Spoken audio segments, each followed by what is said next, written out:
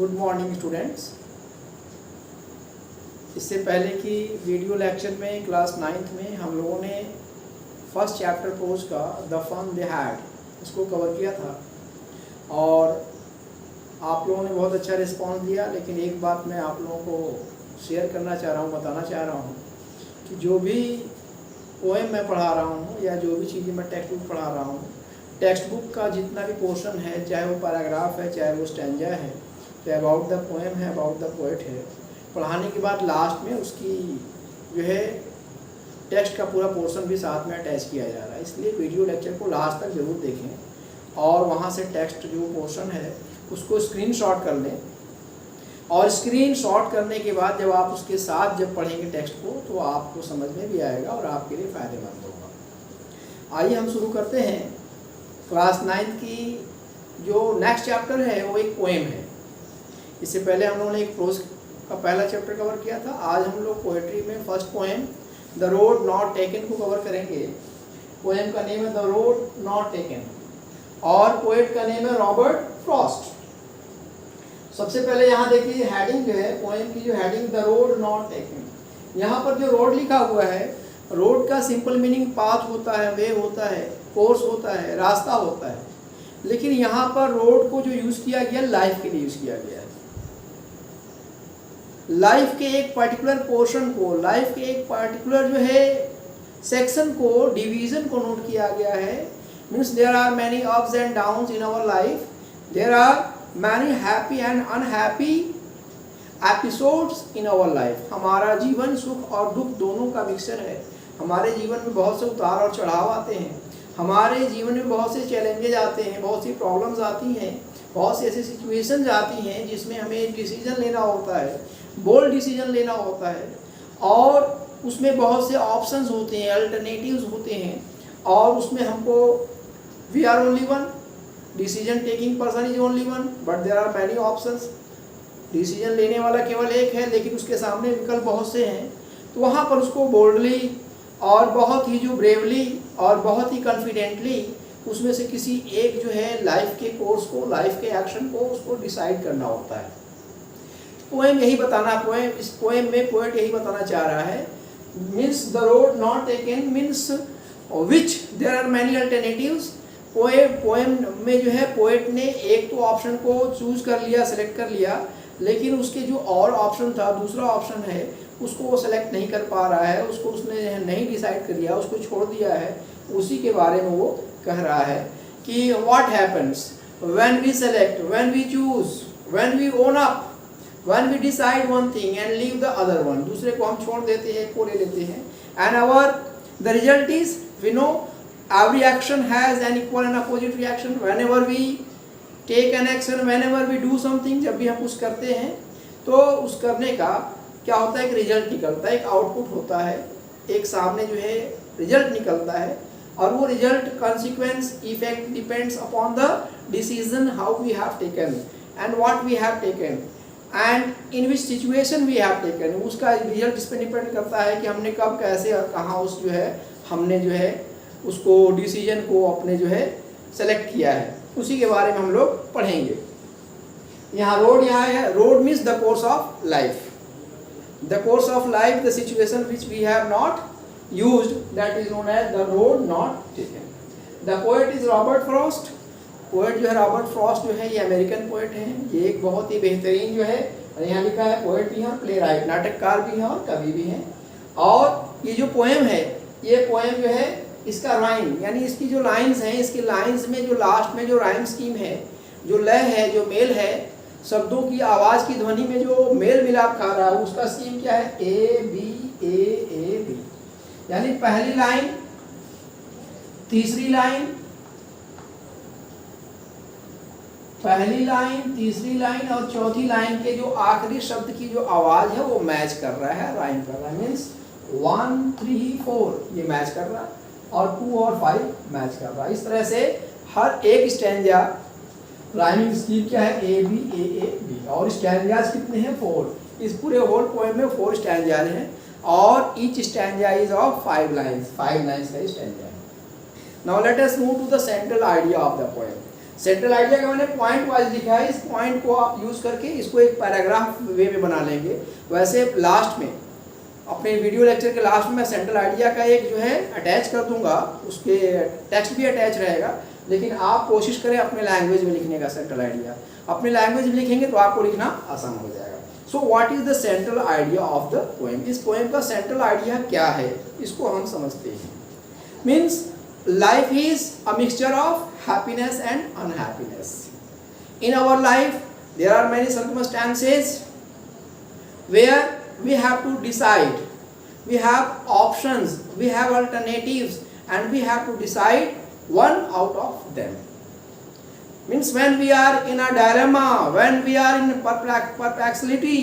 perplexity में हम हैं, dilemma में हैं, doubt में हैं, suspense में जब हम होते हैं, then in that situation we have to opt one alternative out of many, and we have to be brave, we have to be consistent, and we have to be fixed, determined to take the challenge, to take the risk, to take the game, and whatever output comes of it, we have to bear it, we have to sustain it, because it decides the course of our life. इस तरह से इसमें सबसे पहला point मैंने लिखा है central idea में कि receive the challenge. Means we should always be ready to receive the challenge. हमें चैलेंज को, चुनौतियों को स्वीकार करने के लिए सदैव तैयार रहना चाहिए। We should take the bold decision, we should take the decision boldly, हमें डिसीजन को बोल्डली लेना चाहिए। Third, we should be ready to take risk. Risk miss होता है एक तरह से खतरा, जो भी उसमें कोई भी काम होगा वो यूं ही तो होता नहीं है, उसमें बहुत मेहनत होती है, हार्डशिप होती है, बहुत से पॉजिटिव और नेगेटिव पॉइंट्स आते हैं। तो हर पॉजिटिव और नेगेटिव पॉइंट्स के लिए हमें तैयार रहना पड़ेगा। वही we have to be ready to take risk, चुनौतियों को और जोखिम जो है उसको लेने के लिए तैयार। एक कहावत है, no risk no game. Means every game has a risk, और we have to accept the risk. हमें रिस्क लेना पड़ेगा, तभी जो है वो गेम होगा, और तभी उस गेम का या तो एक मतलब दो में से एक होगा, विन और लॉस, दो में से एक होगा। और next point is accept the challenge of life. Life के जितने भी चैलेंजेस है उसको एक्सेप्ट करिए, उससे अपने आप को अवॉइड मत करिए, अपने आप को हटाइए मत, अपने आप को बचाइए मत। Don't save from the challenge, don't save from the hardship, don't save yourself from the decision boldness, but we should face it, we should accept it, we should cooperate it. ऐसे समय में हमको कोऑपरेट करना है। This is the central idea of the poem. Means we should always be ready to take the challenge, we should always be ready to take the risk, and we should always take the decision boldly, we should be independent, we should freely take the decision, and whatever comes out of the decision we should bear it, we should be fixed to it, we should be determined to accept the challenges, the output from the decision whatever we have taken from any alternatives. This is the central idea of the poem. यानी इस कविता में जो central idea पे कहा जा रहा है कि मनुष्य को हमेशा चुनौती को स्वीकार करने के लिए तैयार रहना चाहिए। बहुत से इसमें क्या है, जिंदगी में ऐसे मोड़ आते हैं जहाँ कई जो है आपको सामने समस्याएं रहती हैं और उसको समस्या को सुलझाने का तरीका रहता है। उन समस्याओं को हल करने का तरीका चुनने का आपको कोई एक तरीका एक समय में चुनेंगे, लेकिन उस तरीके को जो आप चुनते हैं उसका एक रिजल्ट आएगा, एक उसका आउटपुट आएगा।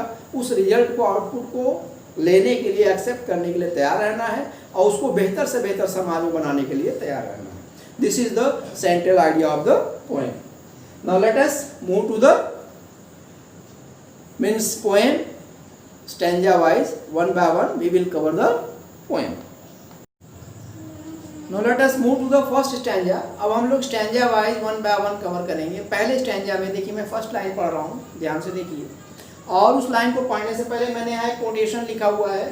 ये कोटेशन पंडित जवाहरलाल नेहरू की है, और ये कोटेशन क्या कह रहा है, time is not measured by the passing of years. यानी वक्त की जो हम जो है देखते हैं कि मतलब वक्त की जो गिनती होती है वो साल, ये इससे नहीं डिपेंड होती कि कितने साल आदमी ने वक्त गुजारा। हमारी जो वक्त की जो गिनती होती है वो कितने साल हमने गुजारा, इससे न हो करके, बल्कि हमारे जो वक्त की, समय की जो गिनती होती है वो किससे होती है? पहले चीज क्या है? व्हाट वन डज, कि आदमी ने क्या किया, और सेकेंड व्हाट वन फील्स, और आदमी ने कैसा अनुभव किया, कैसा एक्सपीरियंस उसने गेन किया या क्या एक्सपीरियंस लोगों को दिया, एंड व्हाट ही अचीव्स, और क्या उसने प्राप्ति की, क्या उसने गेन किया, क्या उसने लोगों से पाया। तो इस तरह से तीन चीज़ों का नाम है लाइफ, तीन चीज़ों का नाम है लाइफ टाइम, और ये तीन चीज़ों के लिए ही इंसान को जिंदा रहना चाहिए। पहले अगर आदमी लाइफ को सस्टेन कर रहा है, उसे हमेशा ये देखना है कि व्हाट वन डज, कि मैं क्या कर रहा हूँ। दूसरा क्या है? मैं कैसा अनुभव कर रहा हूँ, मेरा रिस्पॉन्स क्या है, मेरा रिएक्शन क्या है। और थर्ड क्या है कि मैंने क्या क्या प्राप्ति की, क्या क्या मैंने लोगों से सीखा, क्या क्या लोगों ने मुझसे लिया। ये तीन चीज़ें ही आदमी के जीवन काल को सुखमय और अच्छा बनाती हैं। This is the quotation of Pandit Jawaharlal Nehru. अब हम लोग जो है फर्स्ट स्टैंजा में पहुंचते हैं। Let us read the first stanza. देखिए मैं पहला स्टैंजा पढ़ रहा हूँ। Two roads diverged in a yellow wood, and sorry I could not travel both, and be one traveler. Long I stood and looked down one as far as I could, to where it bent in the undergrowth. पहली पंक्ति, two roads diverged in a yellow wood। यहाँ पर एक word आया है yellow would. Yellow would किसे कहते हैं? Forest with yellow leaves autumn season, यानी जंगल की पत्तियां पीली पड़ गई हैं, हरी से पीली हो गई हैं। और ये जनरली क्या संकेत कर रहा है? पतझड़ के मौसम का, ऑटम सीजन में। ऑटम सीजन में पत्तियां पीली पड़ जाती हैं। यहाँ पर कह रहा है दो रास्ते, टू रोड्स मीन्स दो रास्ते। यहाँ दो रास्ते, जो रोड है दैट इज लाइफ, यानी मेरे जीवन को लीड करने का, मेरे जीवन को गुजारने के मेरे सामने दो विकल्प दिखाई दे रहे हैं। Two roads diverged means two ways, two manners मेरे सामने अपीयर हो रहे हैं कि इन दो में से कोई भी तरीके से मैं अपने जीवन को गुजार सकता हूँ। Two roads diverse, diverse means होता है सेपरेट, अलग अलग होना, एक जगह से दो अलग होना। इन अ येलो वुड, एक जंगल है, जंगल में पत्तियां पीली पड़ी हुई हैं। ऐसे जंगल में दो रास्ते, एक तरफ से, एक जगह से दो रास्ते निकल रहे हैं। एंड सॉरी, और मुझे दुख है, मुझे खेद है। I could not travel both, क्योंकि मैं अकेला हूँ। एंड बी वन ट्रैवलर, मैं अकेला यात्री हूँ, चलने वाला केवल एक आदमी है, लोन ट्रैवलर है। तो एक आदमी एक वक्त में केवल एक रास्ते पे चल रहे हैं, रास्ता दो है, चलने वाला एक है। तो कभी अफसोस कर रहा है कि मैं किसी एक ही रास्ते पे जा सकता हूँ। रास्ते दो हैं लेकिन चलने वाला एक है, मुझे दुख है कि मैं किसी एक रास्ते पर जा सकता हूँ। लॉन्ग आई स्टूड, बहुत देर तक मैं खड़ा रहा। क्या किया? And look down one as far as I could, और एक रास्ते को बहुत अच्छी तरह से सोच समझ के विचार के बहुत दूर तक मैंने एक रास्ते को देखा, और वहां तक मेरी नजर गई जहां पर आगे जाकर ये रास्ता मुड़ गया था। और कहां को मुड़ गया था? बहुत घने जंगल में जाके गुम हो गया था। मीन्स उसके आगे दिखाई नहीं दे रहा था, उसके आगे रास्ता ब्लॉक हो गया था। इसमें एक वर्ड है येलो वुड है। बेंट मीन्स होता है टर्न, मुड़ जाना। और उसके बाद क्या है? अंडर ग्रोथ का मीनिंग होता है डीप डार्क, यहाँ पर डार्क है, सॉरी, डीप डार्क फॉरेस्ट, घना जंगल में जाके रास्ता खत्म हो गया। This is the first path, this is the first route about which the poet is describing. पहले रास्ते के बारे में कवि क्या कर रहा है? बतला रहा है, समझा रहा है। रास्ता क्या है? बहुत ही मतलब कि एक तरह से पत्तियां पीली पड़ी हैं जंगल में, और ऑटम का सीजन है, और जो है अकेला ट्रैवलर है, और एक रास्ते को बहुत दूर तक देख रहा है। रास्ता आगे जाके घने जंगल में खो गया है। This is the means line by line Hindi version of the first stanza of the poem. इसमें 3 पॉइंट है, इसको आपको याद रखना है। हो गया? Let us move to the second stanza. अब हम लोग दूसरे स्टैंजा में देखेंगे। स्टैंजा की लाइन बाय लाइन देखिए। Stanza number 2, then took the other just as fair and having perhaps the better claim because it was grassy and wanted wear, though as for that the passing there had warned them really about the same। अब इस रास्ते के बारे में क्या बता रहा है? मैंने फिर अब दूसरा जो रास्ता था उसको अपना लिया, उसको एक्सेप्ट कर लिया, उसको देखा। वो कैसा है? पहले रास्ते की तरह से ये भी रास्ता अच्छा दिख रहा था, लेकिन आगे कर and having perhaps the better claim, और बल्कि पहले रास्ते से दूसरा रास्ता और ज़्यादा अच्छा लग रहा था। क्यों? Because it was grassy and wanted wear, क्योंकि ये रास्ता एकदम हरियाली युक्त था। और यहाँ पर आया वांटेड वियर, यहाँ पर है wear, wanted wear, wanted wear। इसका मीनिंग होगा less travelled bye, less travelled. Wanted, यहाँ वियर, यहाँ पर देखिए एक वियर का वर्ब होता है, एक वियर का मीनिंग होता है पहनना, पहनना वर्ब, और दूसरा मीनिंग होता है वेयर का मीनिंग दूसरा होता है नष्ट होना या घिसना, घिसना, घिसना। यानी जब हम किसी चप्पल को, जूते को, शूज को जब बहुत ज़्यादा पहनते हैं, उसके जो सोल्स होती हैं वो धीरे धीरे धीरे धीरे क्या होता है? घिस जाती है, पतली हो जाती है, उसको कहते हैं वेयरिंग। यहाँ वेयरिंग का दूसरा मीनिंग होता है घिस जाना। जिस रास्ते पे आदमी बार बार जाता है वहाँ की घास सूख जाती है, वहाँ की घास खत्म हो जाती है, वहाँ पैरों के निशान बन जाते हैं। तो कह रहा है कि ये दूसरा रास्ते पर कम लोग चले हैं, इसलिए रास्ता घिसा नहीं है, रास्ते पे घास सूखी नहीं है, बल्कि रास्ते पर घास हरियाली है। और आगे फिर कह रहा है though as for that the passing there had worn them really about the same. हाँ, लेकिन देखने से ये लग रहा है जैसा पहला रास्ता मतलब पे लोग गुजरे हैं, ऐसे इस रास्ते पे भी लोग आराम से गुजरे हैं, चले हैं, और इस पे भी जो है पहले की जैसा ही चित्र दिखाई पड़ रहा है, लेकिन कम लोग चले हैं। This is the second stanza. Now let us move to the stanza number 3। Stanza number 3, तीसरे स्टैंजा पर देखिए अब हम लोग मूव करते हैं। तीसरे स्टैंजा में क्या कह रहा है? And both that morning equally lay in leaves no step had trodden black oh I kept the first for another day yet knowing how way leads on to way I doubted if I should ever come back.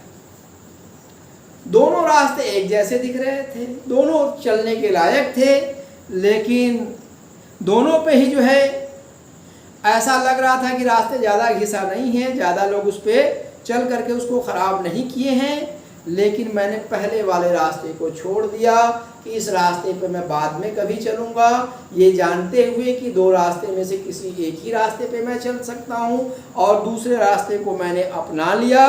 और मुझे संदेह भी था, ये मुझे शंका भी थी कि शायद पहले रास्ते पे दोबारा चलने के लिए मुझे जीवन न मिले, लाइफ न मिले। हो सकता है इसी रास्ते पर चलने के बाद मेरे लाइफ का जो कोर्स है, मेरे लाइफ का जो वे है वो बदल जाए और पहले रास्ते पर चलने का मौका न मिले। ये मन में रखते हुए मैंने दूसरे रास्ते पर चलना शुरू कर दिया। इस तरह से यहाँ पर स्टैंजा नंबर 3 आपका समाप्त हो रहा है। अब इसके बाद स्टैंजा नंबर 4 देखिए।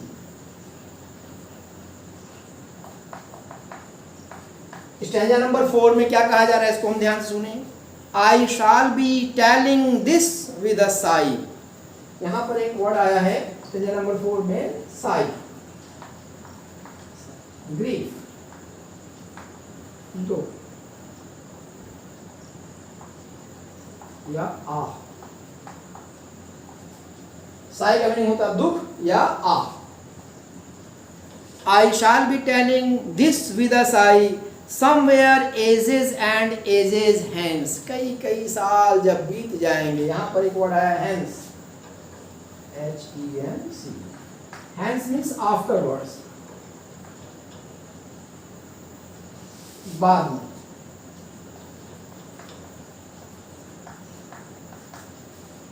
कई साल बीतने के बाद में शायद मुझे बताने का मौका मिले, मैं लोगों से बताऊं. क्या बताऊं? Two roads diverged in a wood, कि एक रास्ता था जहां, एक जो है सड़क था जहां से कि दो रास्ते निकल रहे थे. And I took the one less travelled by, और मैंने एक ऐसा रास्ता अपना लिया जिस पे कम लोग चले थे, जो कम घिसी थी, जिस रास्ते पे हरियाली ज़्यादा थी. And that has made all the difference, और उस रास्ते पर चलने से ही मेरे जीवन में ये बदलाव आया, मेरे जीवन में ये चेंज आया, मेरे जीवन में ये रिस्पॉन्स मिला, ये रिएक्शन मिला. ये जो है इस तरह से ये पोएम का क्या है, पूरा स्टैंजा वाइज जो आपकी समरी है. अब जो है इस पोएम के लास्ट में मैं आप लोगों को पोएम का सेंट्रल आइडिया और जो चारों जो स्टैंजा उसको भी अटैच करूँगा.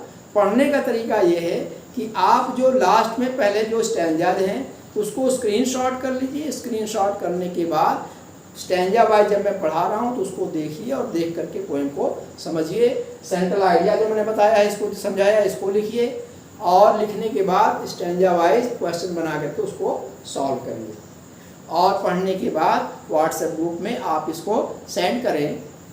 और एक बार मैं फिर कह रहा हूँ, सभी लोगों से ये रिक्वेस्ट है कि पूरा वीडियो को देखें, और देखने के बाद आप इसको अच्छा लगे, आपको लगे कि मेरे लिए दूसरे के लिए फ़ायदेमंद है, तो इसको आप जो है लाइक करना ना भूलें, और उसके बाद में दूसरों को इसको शेयर कर दें. और चैनल को सब्सक्राइब नहीं किए हैं तो सब्सक्राइब कर लें.